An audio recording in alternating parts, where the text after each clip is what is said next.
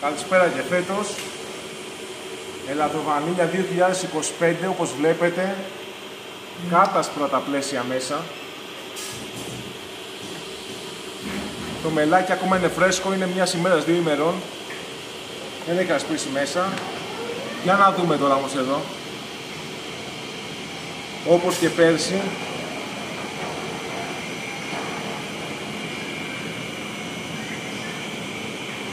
Θα είναι σαν κοφρέτα και φέτος.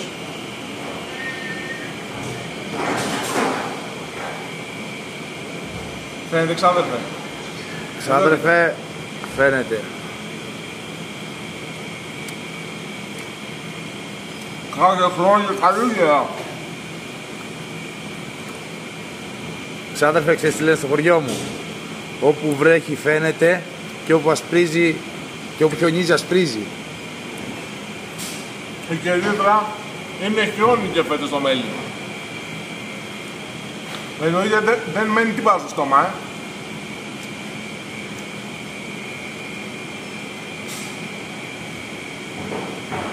Δοκιμάστε και θα πάθετε πλάκα. Και φέτος. Χιόνια τα μέλια. Στα Καλάβρητα.